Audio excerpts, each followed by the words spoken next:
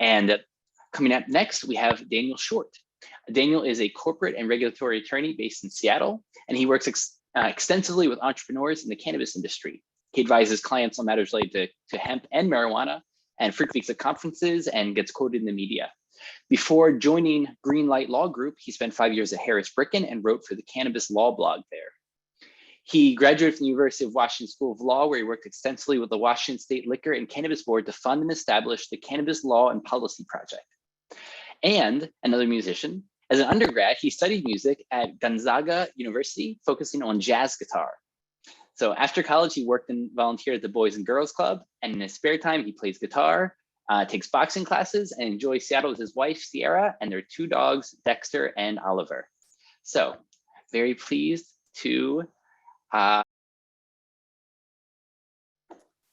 Thank you, Lex, and thank you to all the other speakers, everyone in attendance. I'm honored to be a part of this presentation, and I know from myself, I've learned a lot about the background of many of the individuals involved with Awake. I am an Awake.net board member. I've been honored to work with Lakshmi and the whole team on setting up Awake.net. And again, I just want to thank everyone for being here today. What I'd like to focus on, and I want to keep this brief because I do view myself as a learner, and I'm still learning quite a bit about the entheogenic community, psychedelics in general. But as my bio indicates, I do have significant experience working with cannabis businesses. And one thing that Lex pointed out from my bio that I'd like to focus on is the work that I did with the University of Washington Cannabis Law and Policy Project. So I worked on an effort to try and track down all of the medical dispensaries that were operating in 2015 because the state had previously legalized adult use of recreational cannabis in 2012. And in 2015, legislation was passed to essentially unify this regulated recreational market and this medical marijuana market. And as part of my work with the University of Washington, we wanted to determine what the need was for medical marijuana with a recreational market starting to take place.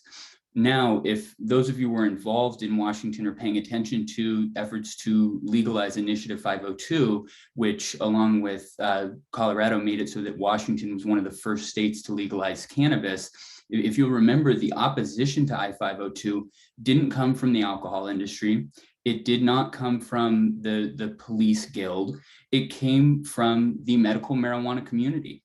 And the reason why the medical marijuana community opposed legalization was because there was a threat to recreational marijuana essentially taking over medical marijuana. And for better or for worse, that is exactly what happened. And I think when we talk about what lessons we can learn from the cannabis movement, I think it's important to note that sometimes in the effort to legalize this medical need and the medical community can get left behind. And that would be an absolute failure in my view with the push for legalization of any entheogen. And I don't think it needs to go that way. You know, if we look again at kind of the timeline here, cannabis, the views towards cannabis changed slowly over time. The first state to legalize medical cannabis was California back in 1996. And so from 1996 to 2012, when Washington and Colorado voted to legalize recreational cannabis, there was really only legalized cannabis at the state level in a medical way. And since then, the push has been to legalize adult use of recreational cannabis for all. So you're seeing more and more states either adopt medical legislation or full-on recreational legislation. But in my view, I don't think that I don't think that we're going to follow the same path necessarily when it comes to entheogens. One reason is the fact that, you know, if you're using kind of the first state to legalize California in 1996 and you're comparing it to Oregon, who recently, you know, or who is in the process of establishing this psilocybin market, as my colleague Andrew spoke about before, we're already seeing such a high level of support and so much money going to these companies that are involved with psychedelics or entheogens.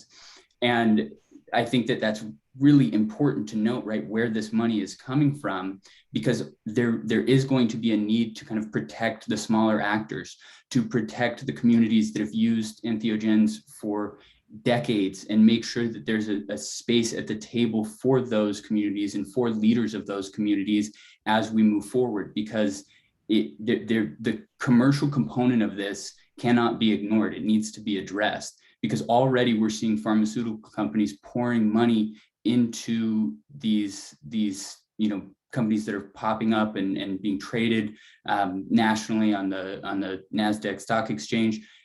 That's not going to go away.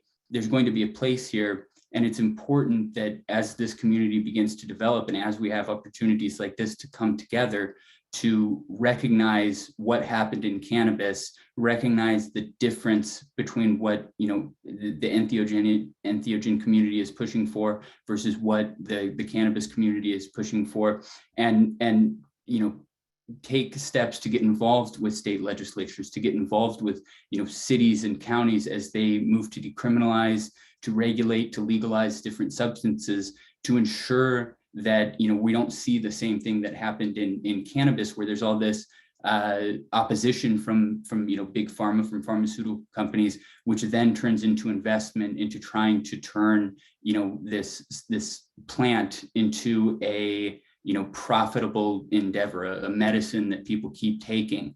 And I want to sort of part by, because we have so many great minds here, so many people focusing on this issue, and I want to highlight how Jamaica has taken an approach to legalizing cannabis, because as many of you know, in Jamaica, the Rastafarian culture uses cannabis or ganja as a sacrament.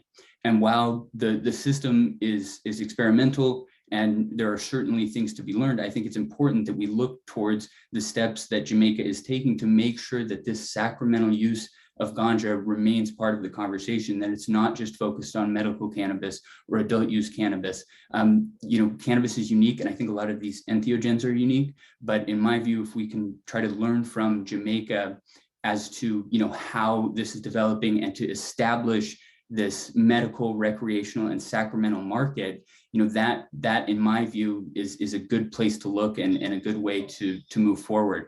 I know I'm running out of time. Again, I don't have nearly as much experience in the entheogen community as many of our other speakers, so I'm going to wrap it up now and say thank you again, everyone, for having us. I'm an attorney at Greenlight Law Group. We write about many legal issues on the Greenlight Law blog, and yeah, thank you all for your time.